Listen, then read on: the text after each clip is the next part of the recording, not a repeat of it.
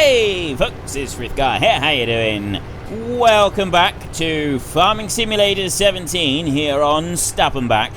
We're carrying on with our silage at the moment, and I'm really loving this little setup that we've got. Having this class Xerion saddle track type thingy is working really well. You know, we forgot those bales completely. That's alright, they can stay there. We'll deal with bales later. It's actually... this works really well. I really love the way that we can use this one like this. Rather than dragging a trailer behind us, having it right up on top like this, it is awesome. It's absolutely brilliant, and it works really well. So I'm quite sort of pleased that we've done this, and that I've gone and got this pack. So thank you very much to everybody that suggested that I go and do this.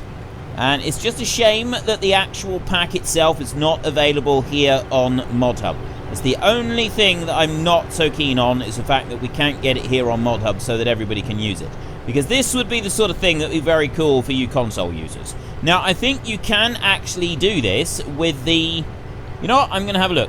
I'm just going to let that one go a minute. I'm going to let it sail off into the distance. Because we have got the eco thingy. The Holmer... Pretty sure we got the Holmer. I know we've got the T9 Smart Tracs there. And we've got a Lamborghini R7 over there. It's this one right here, the Terra Variant 600 Eco. 598 horsepower. You can have narrow twins or standard on this one. It's a lot lower than the other one, right? It's a lot lower down. But if you go into, not tippers, I mean, it does have a tipper option in here. You can scroll through to these up here. And, well, I thought it had a tipper option. Maybe it doesn't. Well, look at that. It doesn't seem to have an option. It does have an option in the auger wagons. That's one we haven't tried yet. We haven't tried that one right there. The Reboat Ninja. That's 33,000. This one there's got 53,000. That one's got 40, and that one's got 28. I think I've used that one a bit. I'm not sure. But no, you got these two here. This one here is for sugar beet, and this one here is for grains, which is great. I'd love there to be a trailer like this for potatoes, and somebody did link, there's like a type of one for potatoes, but you don't get them like that, and I think it's because potatoes are more easily damaged than sugar beet, which is why you don't get those types of trailers. No, we're looking for, have you got anything like that for the manure spreaders? Yes, you do. That one there, the Bergman, that goes on the back of the Holmer. And by the way, yes, I do want to be looking at that one. That's something that we're going to look at later. And so there's another reason I'm quite glad that we stayed here. No, loading wagons is what I'm looking for. Or is it? No, it's not loading wagons that I'm looking for. What am I looking for then? I could have sworn I had a trailer for going on the back of the Holmer. I could have sworn there was one that would fit. You got the manure spreaders. Fertilizer you don't have. Manure spreader there, you got that one, and that will fit onto the back of it. That one right there goes onto the back of the Terra variant. And baling technology, I don't think there's anything in here for the Terra variant. No. So where is the one that I was looking at? There isn't one in the sprayers either. No. We've got lots of options for sprayers. And we got the auger wagon one. There isn't one in the tippers, which I genuinely thought that there was one, but there isn't. We got nothing in tippers. I think we've got a slurry tanker in here. There is one for a slurry tanker, and it's that one there, and then that one can go on the back. If you want it to, you can have this one here, and it doesn't have a spreading width on it. So you can only use it with this one, as far as I know. You can only put that one on to there. It doesn't actually go on its own. I mean, I might be wrong on that it might actually fit on there. But, so yeah, you've got a slurry tank. I genuinely thought there was a loading wagon to go with it as well, which one that didn't have the pickup reel on the front, and you used it like a trailer. But it doesn't appear to be one. I am genuinely shocked at this. Never mind. We don't seem to have one. I've looked around, and we don't seem to have one. So what we'll do is we'll carry on up through here. We're on 27,000. We're almost full. As soon as this load is full, we will run it down to the silage clamp, and we will unload it down there. We've got to decide what we're going to roll the silage clamp with. We could just, be sensible and use one of the tractors that we've got, or we could go and splash out another absolute fortune on a different one and then roll it down with something different and unique. Now, I have used a tank previously for rolling the silage clamp, I won't be doing that again because the tank didn't work out very well. It ended up causing me problems, and I don't really want those problems again. We'll put it into this clamp right here. So bring it up to there, and then I need to force unload.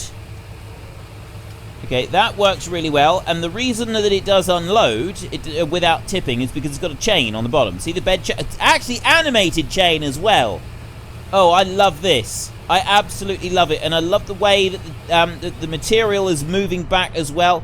That was absolutely beautiful. That was genuinely beautiful. It was like poetry in motion. So beautiful, it almost brought a tear to my eye. Okay, maybe not quite, but you get the idea. That kind of attention to detail on a pack is something that I genuinely, truly love. And I'm very pleased to see it on here. You know what we could do? We could actually put a trailer on the back of this one, and we could do two.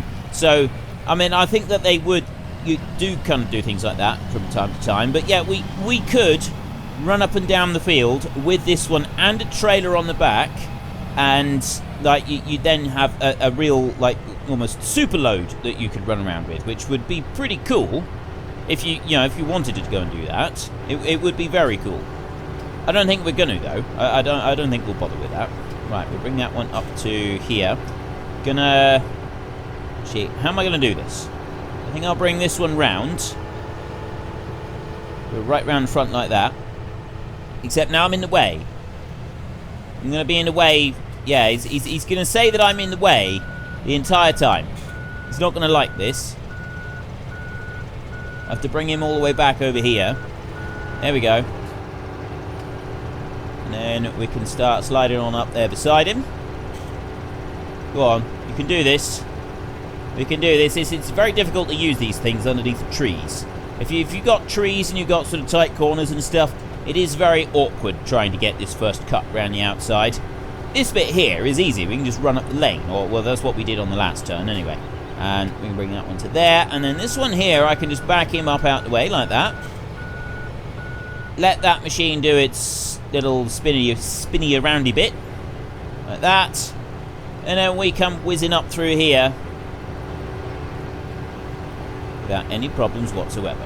Everything is running absolutely perfectly. And there you have our machines. We have got the Krone Big, this is the Krone 1100, the Big X 1100, racing up across the field, and the Class Xerion saddle, I think it's a saddle track. Class Xerion saddle track, the trailer saddled onto the back of it. This is absolutely wonderful, and I'm telling you right now, this is something I would actually like to be a part of in real life. I did work for a contractor many years ago, and since not working for that contractor, I've never really had any strong urge to go back and do silage again. This is not something that I've ever had an urge to go back and do again, not even a little bit. But if somebody gave me the opportunity to drive one of these Class Xerion saddle tracks for a day whilst doing silage, that is something that I would like to be a part of. That is something that I think would be really entertaining, really fun. I'd actually genuinely really enjoy that, and I think that is something that I would want to be a part of. Right, bring that one down to there, and we'll let that one turn again. Is he going to turn? Nope, I've gone too far. I took it too far again. I keep doing that. There we go. It's tiny little bit. I mean, I think you're really being a bit too picky here in places. I really do. You know, there's such a thing as being a conscientious worker, and then there's such a thing as just taking it too far. Look at this. Alright, we'll back up here. There. The only thing that would be a bit difficult with this, I guess, is seeing inside there. Because it's a bit difficult for the bloke in the Krone to see what's going on in there. It's also a bit difficult for the bloke in here to see what's going on in there. You haven't really got a lot of view, have you? You haven't got a view with any of it. But I think these days, don't they have, like, I know there's a light up on there, but these days, don't they also have cameras up on there so that the person who's driving the forage wagon, not the forage wagon, the forager, the person who's driving the forager, they've got a camera on the end of the spout so they can sort of see where it's going? Is that true, or am I imagining things? I'm sure they have. I'm sure that this is like a thing that I've seen somewhere. I'm not sure where. I'm absolutely certain that I have seen it, though. A camera on the end of the spout. And I thought, well, that's really cool. It's going to make it so much easier to be able to see what you're doing. I wonder how long it's going to take us to do this field. I don't think it's going to take that long, because it's quite a nice, long, narrow field. And long, narrow fields are considerably easier to do, in real life and in this game, than precisely square fields. Because the long, narrow runs means that you just keep going and going and going and going for a very long time. Oop, 30,500. I'm actually wondering if I should just jump into the crone. We'll jump into the crone in a minute, and we'll turn it round. We'll switch it over so that it's just running up and down the field, and it's not going round and round and round in circles anymore. I think it's going to make it a little bit easier. I've had some requests to do a bit more in-cab driving. Now, most of you know my thoughts on in-cab driving. I don't particularly like it. However, I am willing to do a bit of in-cab driving with this one, because it's actually quite a cool experience with the cab being right out in front like this. Definitely makes it feel a bit different. And also, with the four-wheel steering, I don't really have to worry too much about getting it precisely right. Okay, I am going to come out of cab here, and we'll have a little look around. I'm also going to get hopelessly stuck right away. Just not something I wanted to do. Let's bring that one up onto there. There we go. Now it's working. Keep going, keep going, keep going. And I'm actually going to stop right there. And then I'm going to back up a little bit. So we're already doing a little bit of compression work. A little bit of a gap there. That's okay. Start filling that bit in there. And it's good to start getting some of it compressed down while we're sort of driving around. So compacting is at 24%. I'll come up here and then turn round, and we'll go back in cab for this. Just bring the view down a bit. There we go. I don't like with in cabs that you've got to keep moving your mouse around to be able to see out the sides, and that sort of ends up making me feel even more dizzy and queasy than just leaving it dead still and not being able to see properly out the sides. And it's the I have explained this before, it's the lack of peripheral vision that spoils this for me. If we can get VR, I've not tried the new VR headsets yet. The the HTC Valve. Is it Valve? No, HTC Vive from Valve, I think it is. That would be more like it. I haven't actually tried the HTC Vive, and I'd really like to. And it's on my to-do list as, something to go and buy and try out. I love the sharp turning circle on this. That is just brilliant. So yeah, I would very much like to try that. But one thing I don't know about at the moment is what is the peripheral vision like on it? Does it kind of wrap around and give you peripheral vision, or is it still a square viewing screen right in front of your eyes? Because if it's a viewing screen right in front of your eyes, it's not a lot different to... I mean, yes, I know that when you turn your head, you've still got it, and it does sort of, change the view a little bit. But it's not quite as impressive as having peripheral vision. I think peripheral vision for me is going to be the bit that makes VR. And without peripheral vision, VR to me is just like a bit of a cheap gimmick that I'm not that impressed with. Although the only downside to something with peripheral vision, rather than just having a flat screen in front of you, is obviously I record games, and I record games in the way that people want to view them. How do you record and then play back something with the peripheral vision? It'd be like watching it with a fisheye lens on it, and quite frankly, such a thing to me is rather nauseating. I've seen people who play different games, even just the Hunger Games stuff on... Right, I want to do that there. The Hunger Games stuff on Minecraft? You had all these people that were doing... Did I get that right? No, there I did. That's what I wanted to do.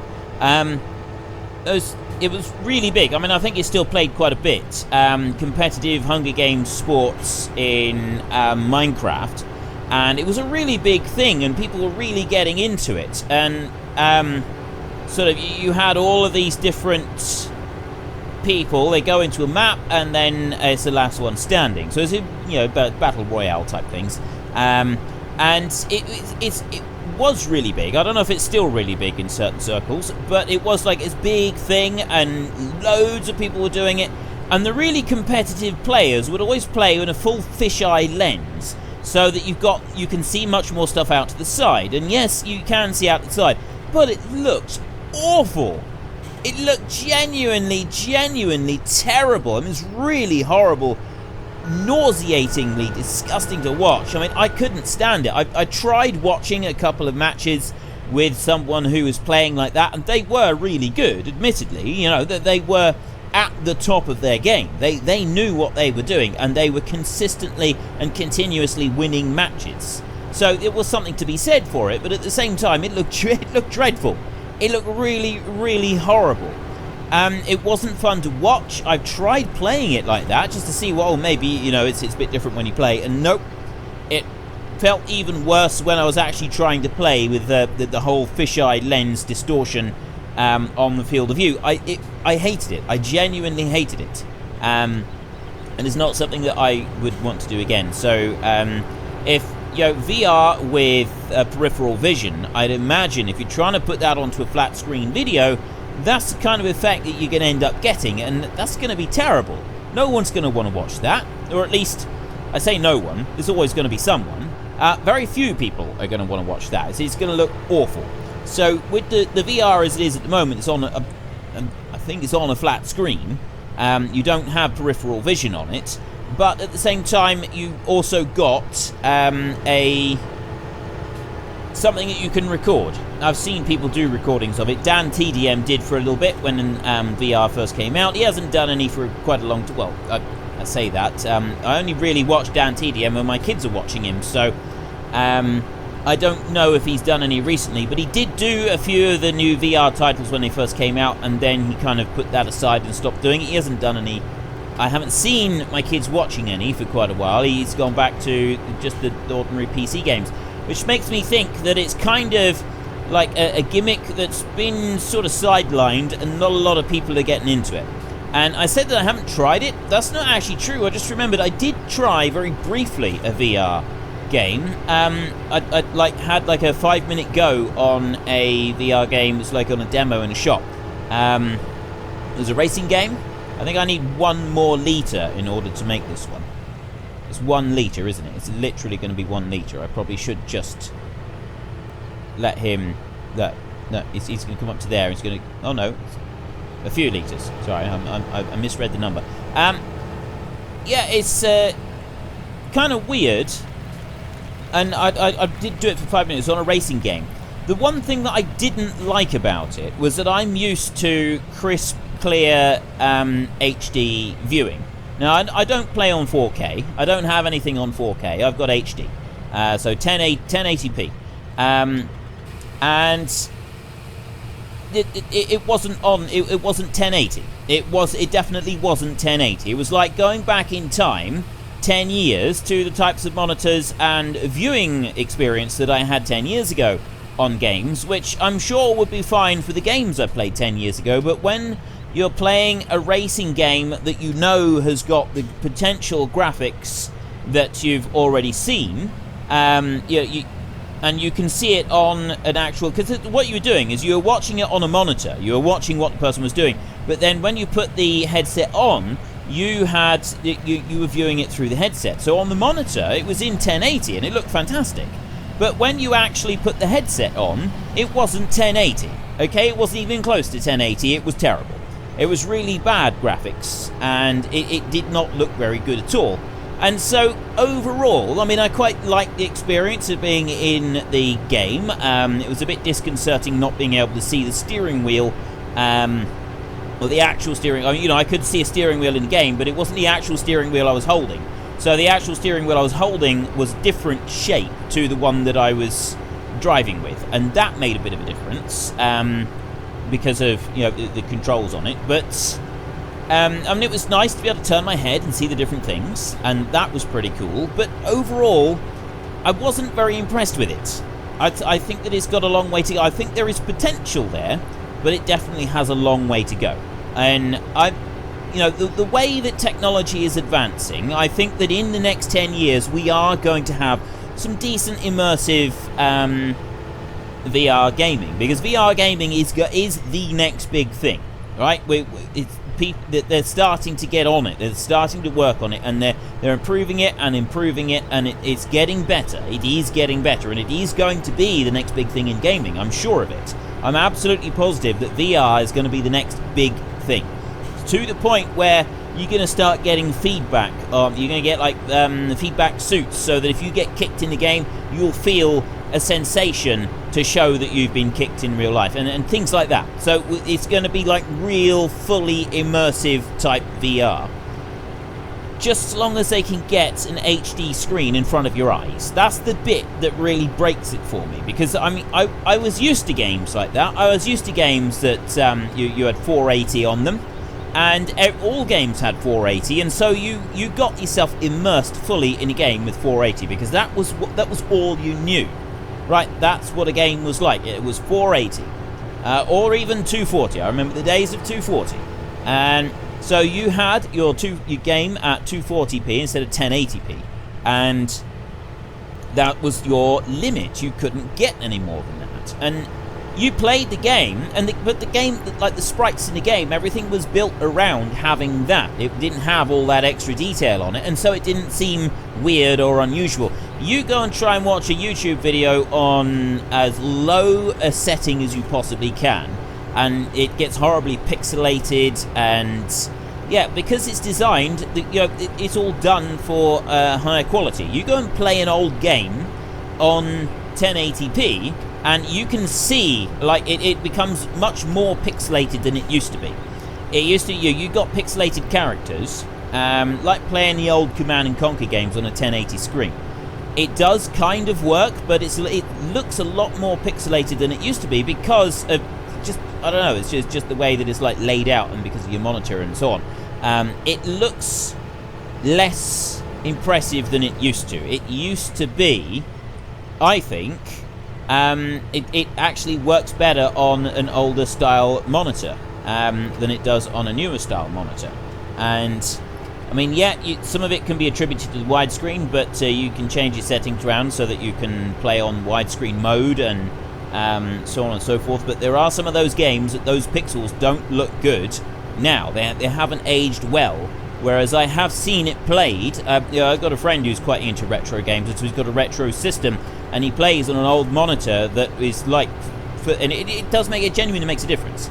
And the game is more pleasurable to play on those older settings.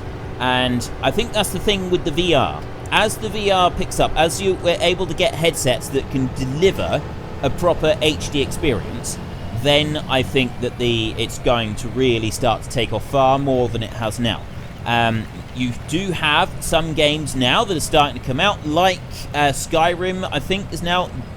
Sure, I know that they were talking about Skyrim VR. Have they actually properly released Skyrim in VR yet? I think they have.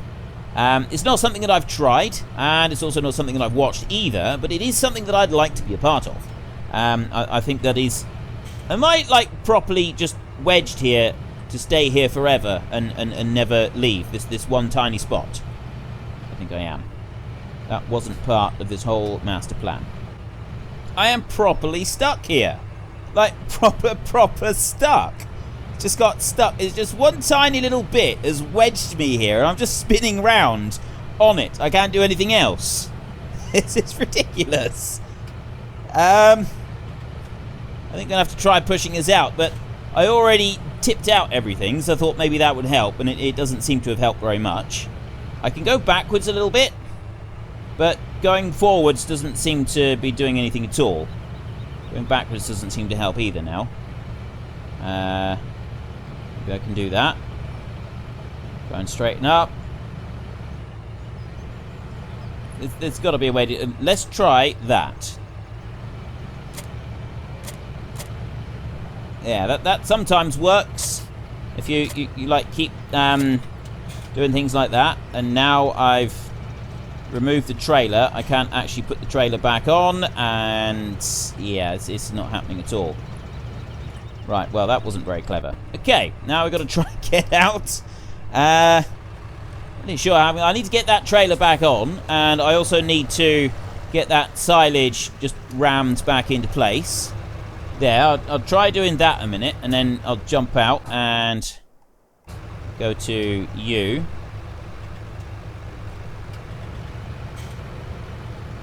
Right. Oh, there, hitch it back on. Right.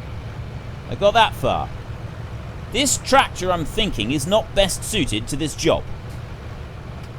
Not the, I need maybe to roll the clamps a little bit before I get up here, so that we don't have this issue again.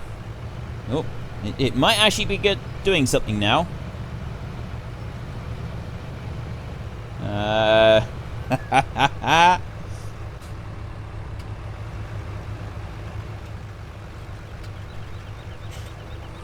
Now this one's stuck.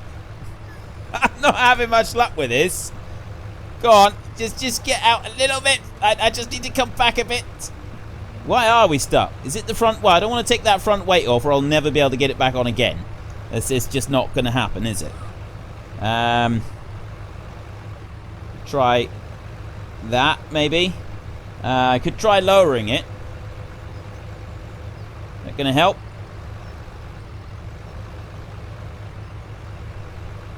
Try.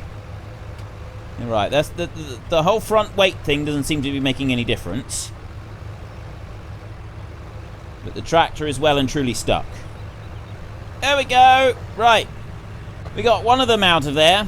And now I got this one here. I don't think this one's going anywhere. Ever. Ever again.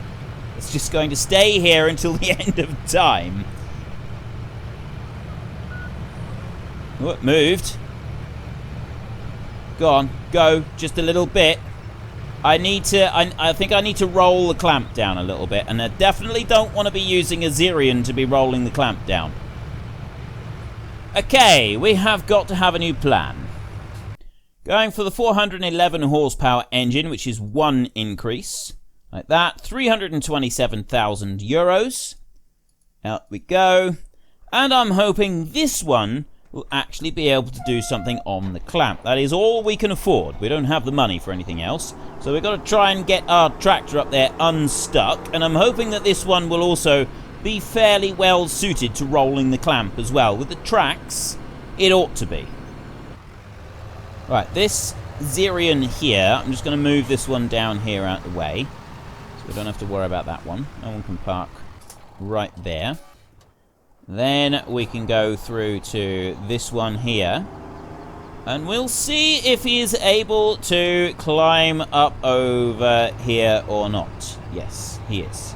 He's able to climb up over there. Now, what did I do previously? I've done this before. And the way that I managed to get it to work was I put the tractor on follow me and then put it really close. And that was how I managed to, like, push the thing out. So we go Control F like that, and then move the distance up like that to 0, and then we climb in and we start going forward with this one as well. And in theory it should be able to push us off the clamp. I'd like to try to be able to do this without having to just reset the machine, but I'm thinking that resetting the machine is literally going to be our only option here. We seem to be properly stuck now. Okay, I've rammed it hard. I'll flick through the machinery a minute. Oh, there we go. And we'll see if that was enough. Smoothed it a bit.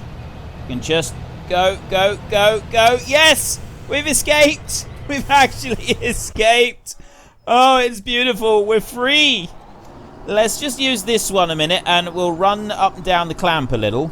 We don't need to do it a great deal, but we do just want to do a little bit of travelling here so that we can level this clamp out a bit, so that hopefully the next time that the Xerion comes in, it doesn't get hopelessly stuck.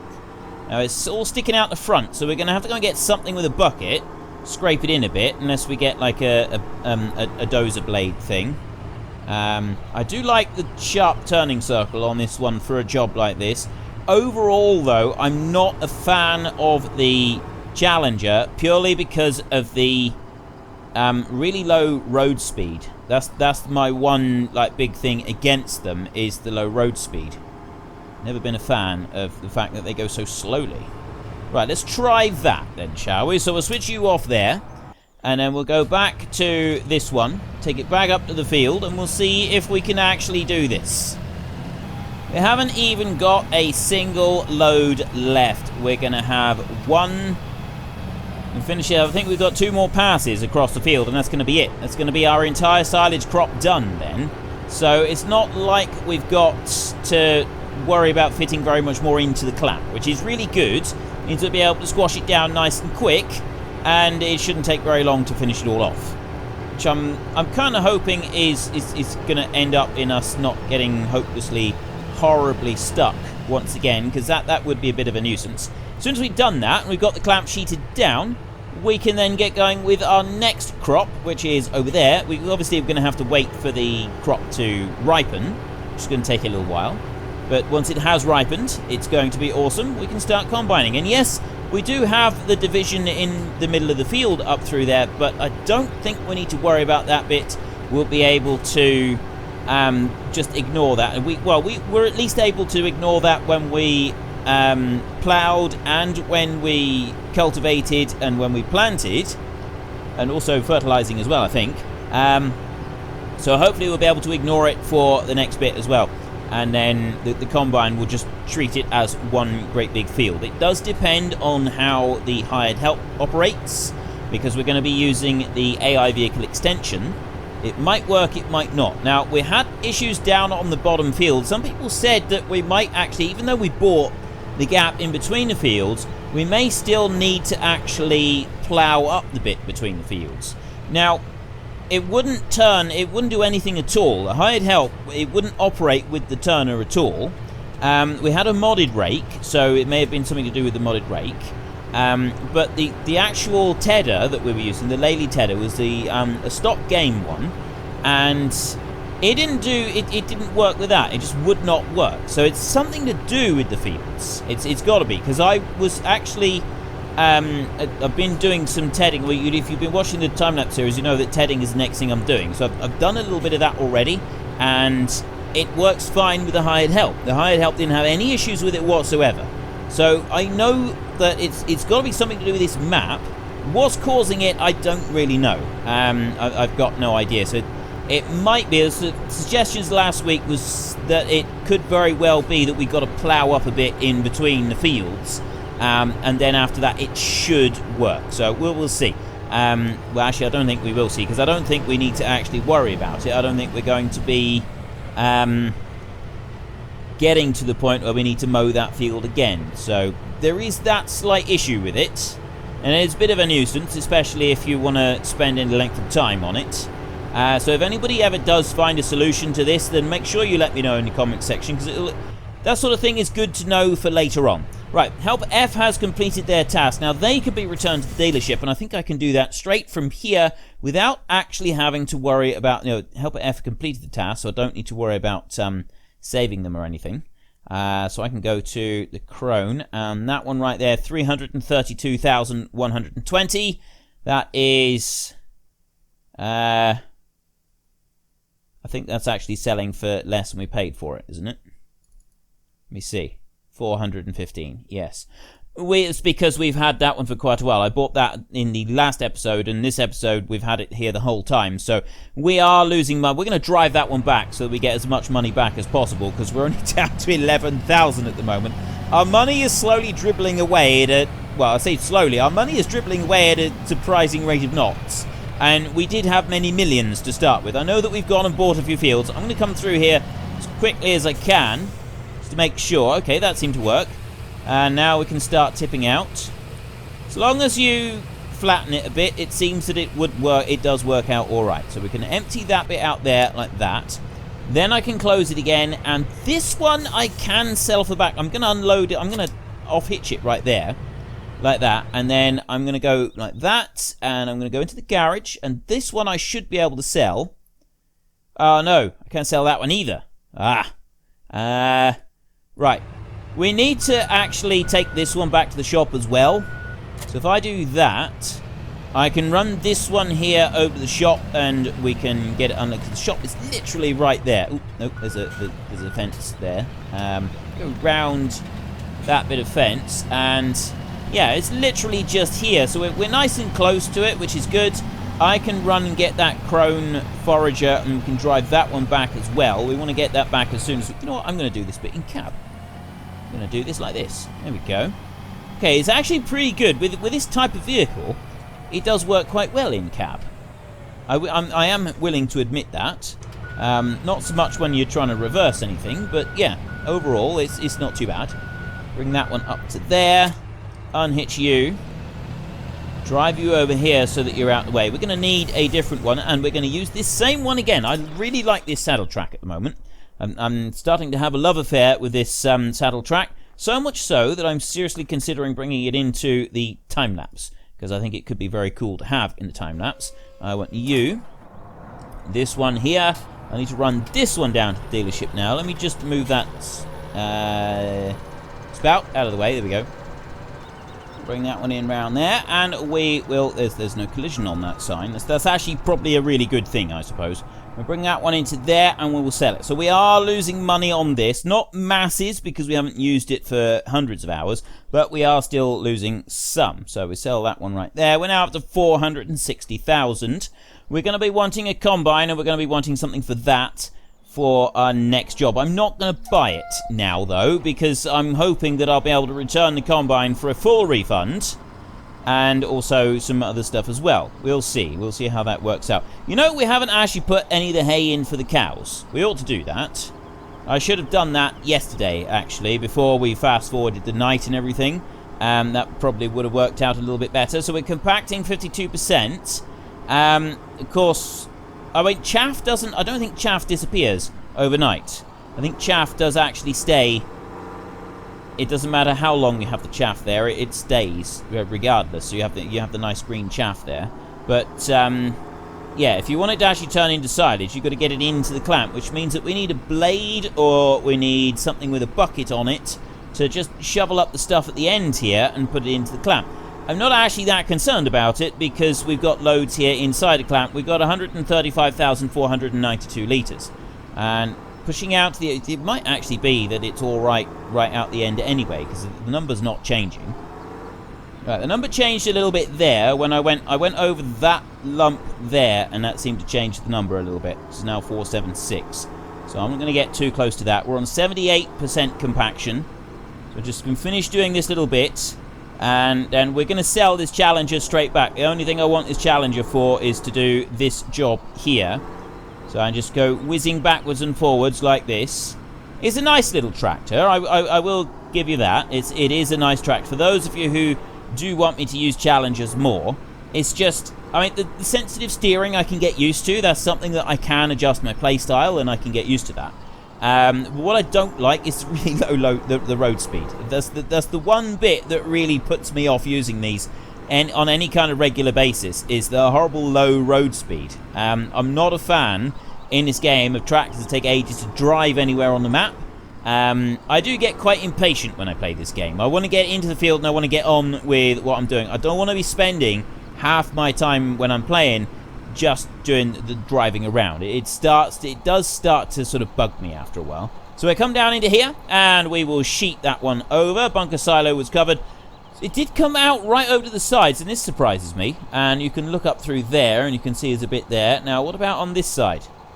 Sort of forced a bit through there. It does have the collision in there, so it's at least got collisions on there. But no, there's a bit up this end that didn't seem to go right. So that might cause us a problem when we come to uncover it, but I don't think it'll be too bad. So that Challenger, I should be able to sell that one straight from here, but I'm not going to. I'm going to drive it back to the dealership. But that is all we've got time for this week. So next week, it's quite fortunate that you've asked me to stay here for another 4 weeks, because it means that we can actually go and do our combining as well, which we wouldn't really have had time to do unless I'd really rushed and only done half of both jobs, which I don't particularly like doing. I like to do the jobs properly. So we'll get a combine. So you can put some suggestions down below. What combine would you like me to use for our harvest that we're going to be doing next week? And if you've enjoyed this episode, then please head down below and give us a like. And if you really enjoyed it, then please tell your friends all about me. Get them to come and watch as well. That would be awesome. And until next time, thank you very much for watching. This is Frithgar. Goodbye, and see you later.